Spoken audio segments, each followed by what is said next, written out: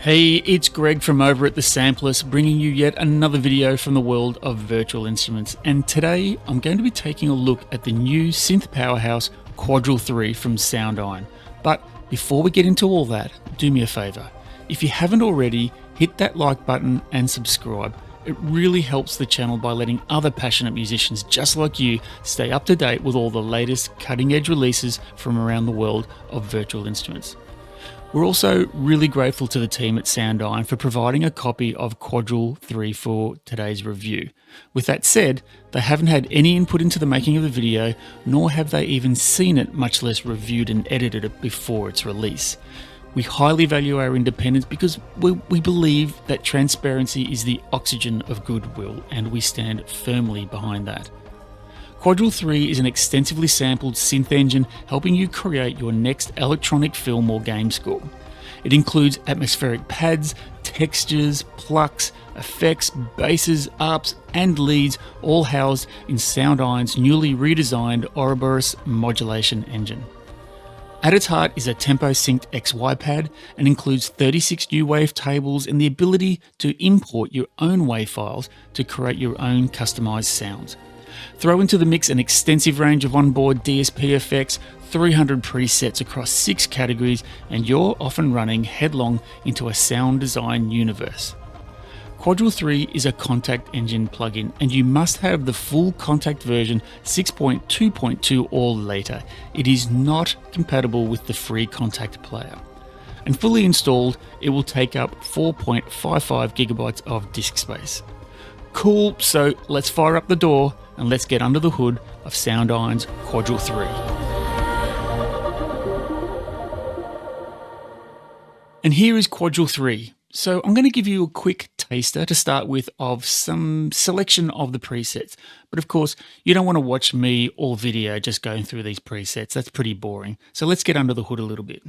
So I'll give you a bit of a walkthrough and I'll expose you to some of the features that the Quadral has, and hopefully that will provide the seed to your further exploration to get under the hood. Now, of course, I'm not an expert in Quadral 3. I've only had this for a short time, but I'm going to give you the journey that I went on to hopefully educate and inspire you to explore and find your own path through the instrument. And after having a bit of a walk through the features and the functionality, I'll introduce you to a short composition that I've made using Quadral 3. I'll give you some insights after that about how I went about that composition process, and then I'll finally wrap up and give you my final thoughts. So let's take a listen to the default patch you get when you first open Quadral 3.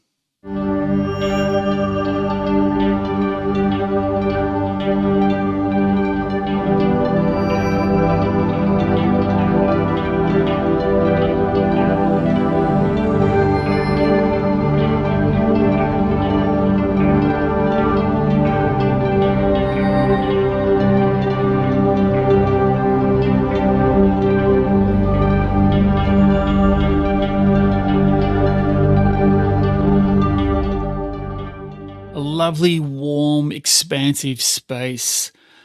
The thing I heard when I first started playing with this patch only a few moments ago was you can hear a soft pulsing to the sound. And you can see that it resonates with the vertical y-axis. And I'll tell you more about how to control the XY pad shortly. But let's have a listen to a few more patches. So first of all, your menu is taken at the top. So you select from the presets. You select from the factory 10 default pack, which you get, and it's divided into a number of different categories: Arps, basses, FX, leads, pads, and plucks. You also get the blank and the init patches, so you can start from scratch if you want to create your own customized patches. And in with each category, again, you can select through. So let's have a bit of a play. Let's see what we can come up with. This is totally random. I have no idea what's going to come up, and that's probably half the fun of it.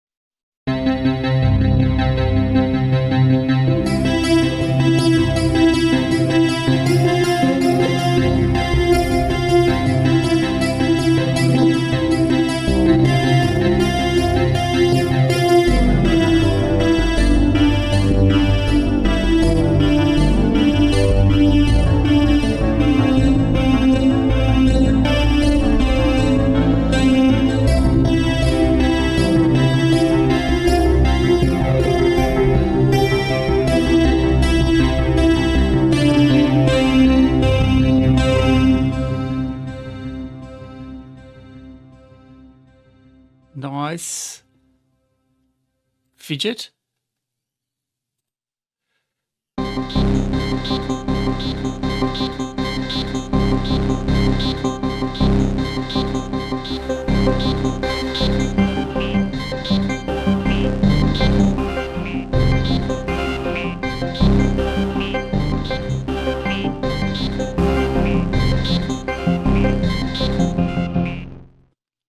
How about something from the bass section?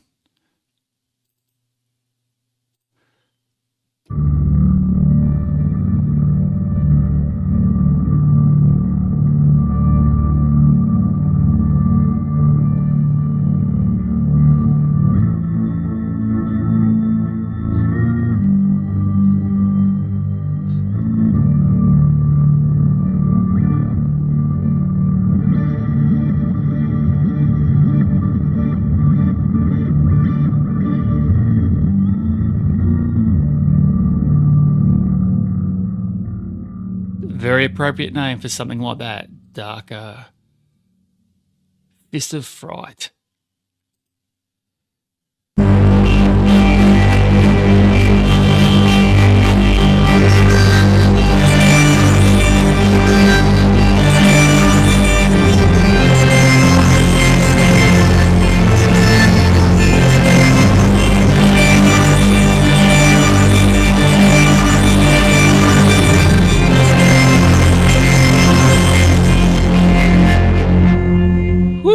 Awesome. I'm going to head on into the leads. Oh, goodness, how about Distorted Days?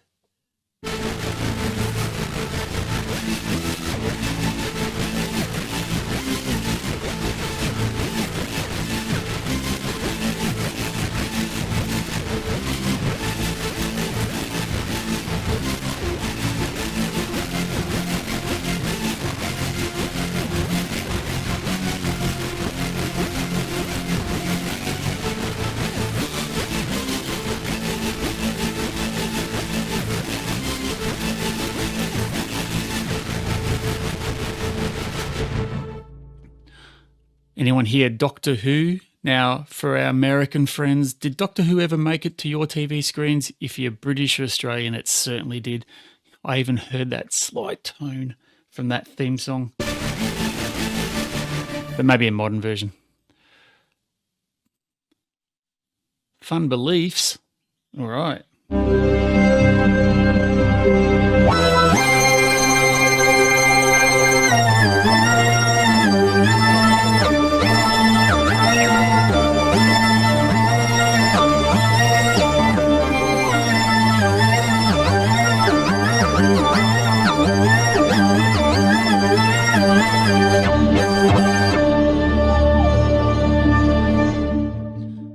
What I love playing around with leads like that is obviously you can hear that slight portamento, and I'll show you what that's about too. With the portamento, you can increase that sort of slide sound.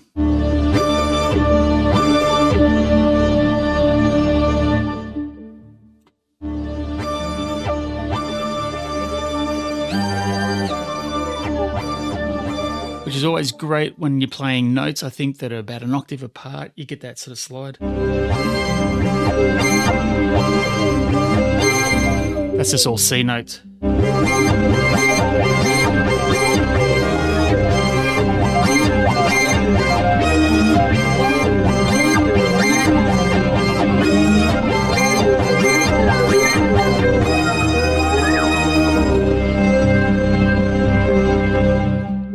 Love it. And maybe some pads.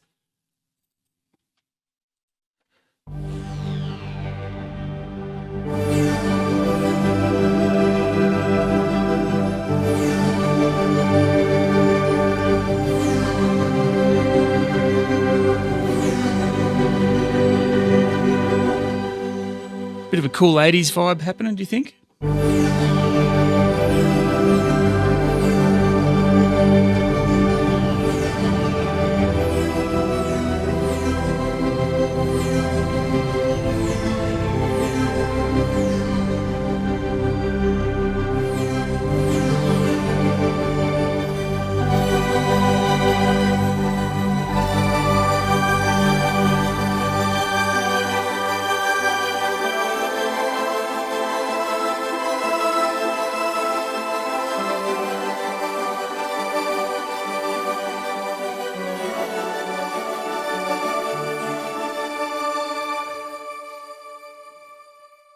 So there you go. There's a quick taster of some of the presets. It's huge. There's a lot of scope for possibility in this place. So you get all the different types of plucks and pads. There's a really expansive universe to play with here. So let's have a look around the main interface. At its heart, there are 4 sound sources in Quadral 3, one in each corner. In the center is an XY pad that allows you to crossfade between each of those 4 sources. There is a number of macros you can have available. There's 4 macros that you can program. We'll go into that into a little bit more depth shortly, but with each one, you can program the behavior across a number of different parameters. Each of the sound sources have a menu of different categories: animated, balmy, cerebral, driven, through to sleek, even wavetables and your own user samples. Again, we can go into some detail there a little later. And within each category, there is up to 24 different selections for each category. So for example, as you can see here, we've got balmy, of which you can then choose from the 24 balmy options, or perhaps there's something like intricate, which itself has 24 intricate selections, and they can be cross-faded and selected at desire around each of those 4 different sound sources. There is the XY pad that we mentioned earlier. There is a filter to apply some filtering effects. There is an ARP arpeggiator. Again, we can go into some more detail there. And there's also a random button, which gives you a whole world of creative possibilities, if only to kickstart your own exploration and generate something at random that inspires you. As you saw a little earlier, the menu is up the top here, from which you can select your pre-made samples, or your presets rather. The only thing I did wonder about this, it took me a little while to realize when I open up the menu, I couldn't work out how to close it. Turns out you just have to re-click on the box there, but it wasn't immediately obvious. So maybe an X in the top right-hand corner of a menu box, perhaps that might work and be a little bit more intuitive, but that's just a minor observation. Moving over to the effects rack tab exposes you to a number of different effect racks that you can choose from. There's 2 racks. Each rack has 4 slots. So this one has some empty ones here. This particular one has 4 presets.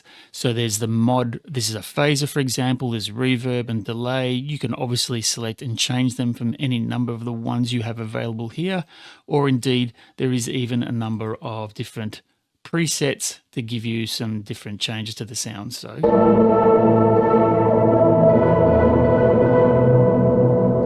this is the same patch called Big City, but let's just change up the effects rack.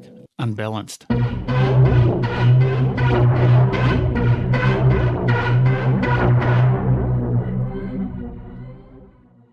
Wow, cool. Let's say we get rid of that delay. Let's put in a rotator. Up the acceleration, the high acceleration and the low acceleration.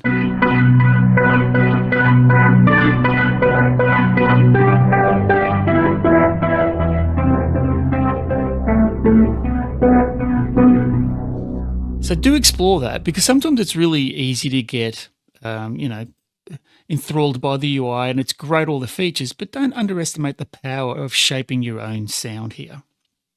So let's have a brief look at the macro feature, a very powerful tool to get under the hood of what Quadral 3 can do and give you expansive opportunities around sound design. Now, I'm not going to go into this in any great detail because Craig Peters over at Soundiron has done a marvelous job putting together a video on their YouTube channel that does just that. But for what it's worth, what we have the ability here is the macros to control the XY pad, and you can add any number of layers and effects that can be controlled by each macro. So ordinarily what this means, I'll just turn these off. If you have a look here, I'm going to set these values here to left and right. And what that means is I can use my mod wheel, or I can use my any other assigned CC. So if you have a look above here, the X-axis, I've got currently assigned to CC1, right, which is my mod wheel. Hence, it moves across the X-axis. And for my Y-axis, it's CC11, and I've assigned it to this controller using X and Y. So using those 2 sliders on your controller, you can navigate manually anywhere within that pad. All right. So in addition to that, what you can actually do is you can actually click on this automated feature to control one of these parameters or both simultaneously and automated, freeing up one hand. So you can see here, I can control the speed from the crossfade from left to right, or very fast. And indeed, you can use the range, so you can minimize the range, which is like a narrow window, if you like. Okay, so what I'm going to do now, just to illustrate the macro feature itself, and I'll let you explore in detail in your own time, I'm going to turn off all the other layers, and I'm just going to focus on layer 1. I'm going to use the macro to control layer 1. And for the sake of simplicity, I'm just going to use macro 1. So the macros are laid out across the bottom, macro 1, macro 2, 3, and 4. Each macro has 4 slots from which you can control any one of the layers, the 4 layers. So as you drop down the layer, you can choose layer 1, 2, 3, or 4. And you can also change the effects rack, which I'll show you shortly. So for example, let's use layer 1 within macro 1. And I am going to change or control the pitch with this macro. I'm going to use it manually first, okay? So I beg your pardon. Now, what I have to do is, obviously, I need to assign the XY pad to macro 1.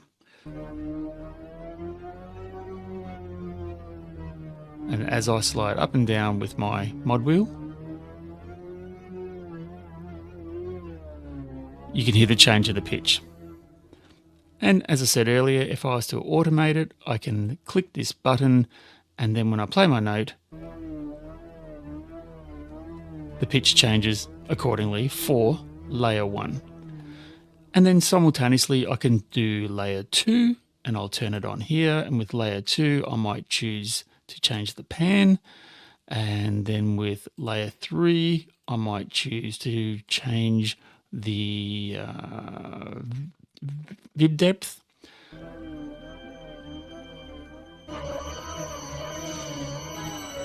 And you get, in this case, a cacophonous mess, but that's the fun of playing around to see what you can come up with. And finally, I'll just turn off these layers here for the sake of simplicity to none. And finally, you can control the effects rack. So within any macro, if you choose effects rack, what that means is you can choose any one of the available loaded effects. So if you have a look at the moment here, it says flare, plate, and delay. And that's because in the effects rack, I have flare, the plate, and the delay loaded in the effects rack. So I can use this macro now to control any one of these parameters within each plugin in the effects rack. In this case, I'm going to change the amount that flare moves.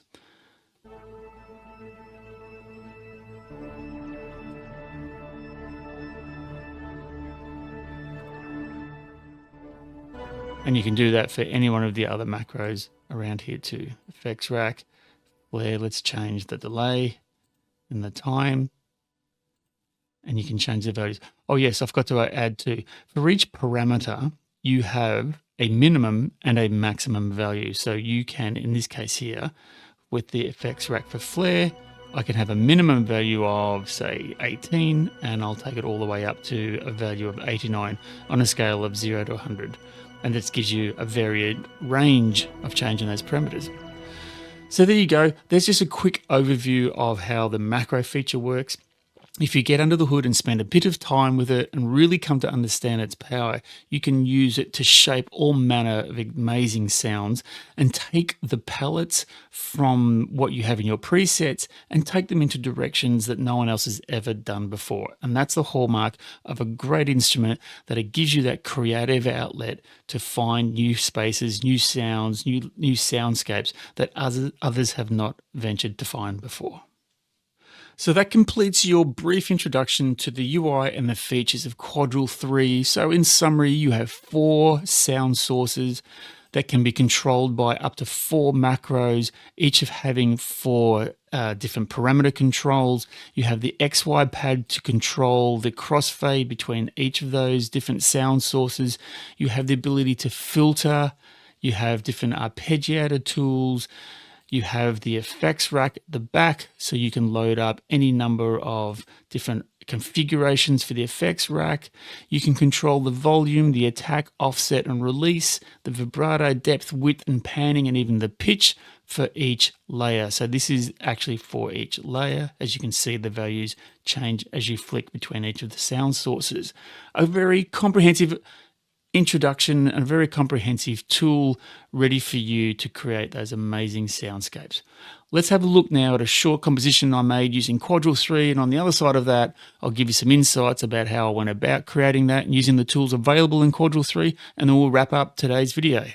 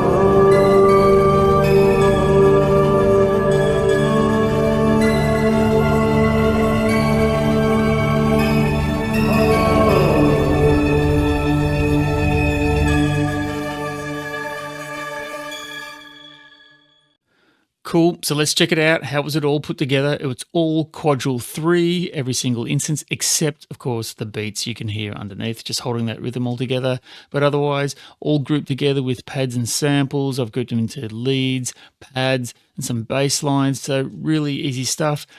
Let's kick it off with a beat. First thing that came to mind, it's got to be some bass. I found Bamboosh to do the job. Down to B flat, A sharp as Cubase calls it sometimes, G, yep, back to D, down on the bass line, and it just repeats. Alright, having done that, fly by. Some pretty cool macro action going on there, as we discussed earlier.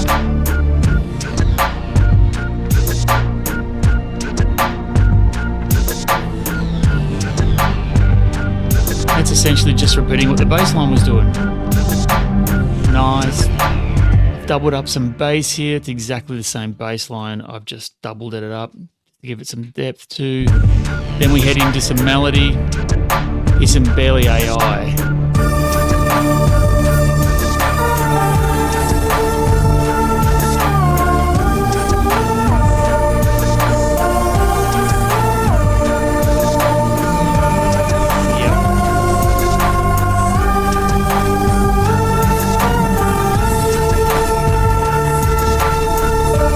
up. Another instance of barely AI. This time, just a heap of octaves.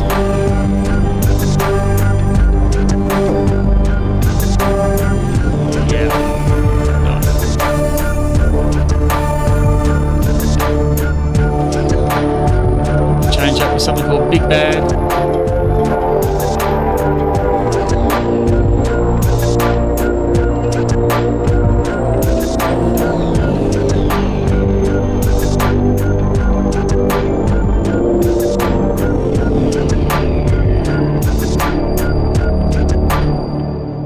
And then we come to this point. So I want to show you something. It's a feature I didn't mention earlier in the video. Now might be a really good time to do it. Have a quick listen to this for me. I've just soloed this track.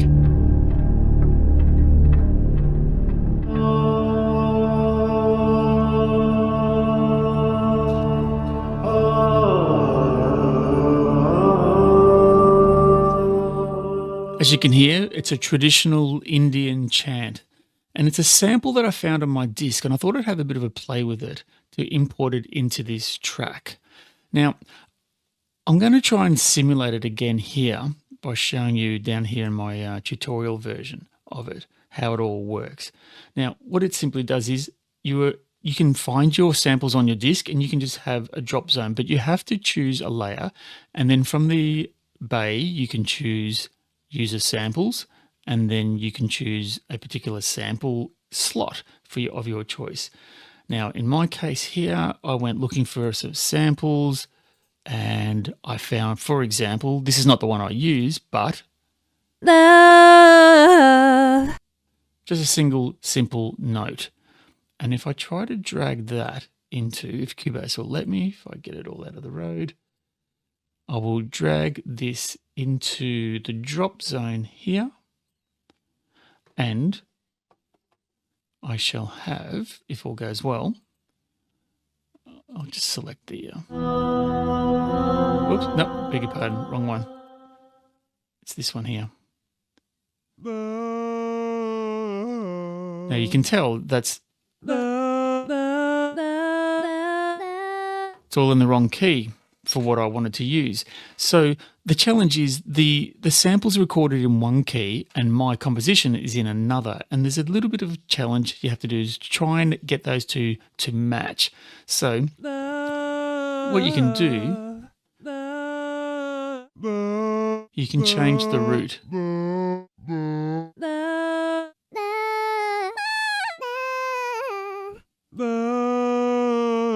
So that's essentially what I did with how to load up the sample, but in the track, the composition track, when I went to the imported sample here for the user samples, the Indian male chant was in a totally different key. So I had to sort of listen to it and just play around with it until I found the right mapping, just purely by ear. And it managed to almost, I think it sounds pretty much in key. What do you think?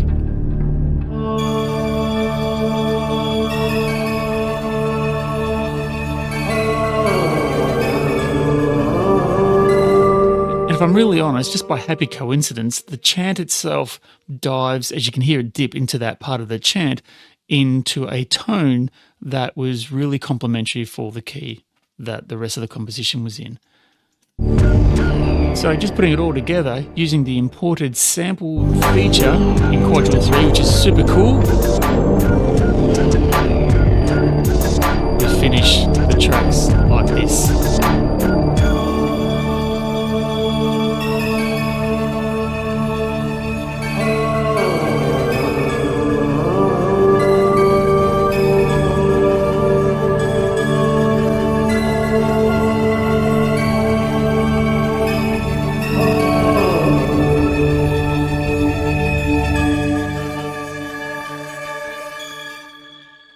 So that was cool fun to play around, finding and importing samples, another new and very cool feature of Quadral 3 that it gives it, again, another dimension of expansive creativity for you.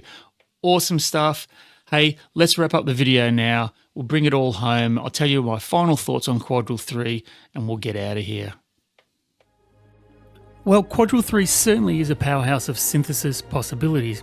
With 4 sound sources, it's great for creating as well as customizing leads, ambiences and pads, and you get a plethora of tools to manipulate your way to some pretty unique soundscapes.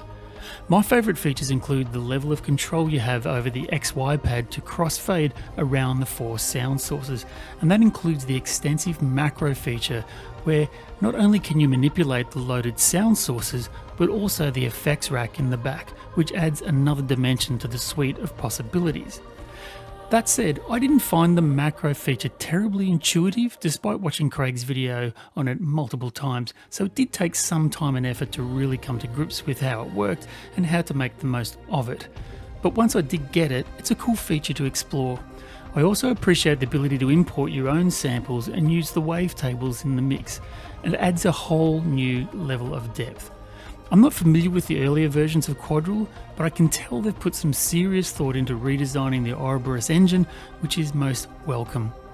And when it's all said and done, at $35, as it was at the time of recording this video, it's as I like to say, great bang for buck. I can see game composers getting the most out of the workflow it provides to get a result quickly, most worthy of your attention. So that wraps up today's video. All that's left for me to do now is say thank you once again for stopping by and spending some time with me. At the Sampleist, you know we absolutely love doing this. It's our contribution to the virtual instrument community. So to help us out, give us a like for all the great content we produce. Leave me a comment telling me what you think of Soundiron's Quadral 3, and of course, be sure to subscribe to stay on top of the latest and greatest virtual instrument releases. This is Greg for the Sampleist signing off, and as always urging you to find your sounds and find your soul. See you on the next one.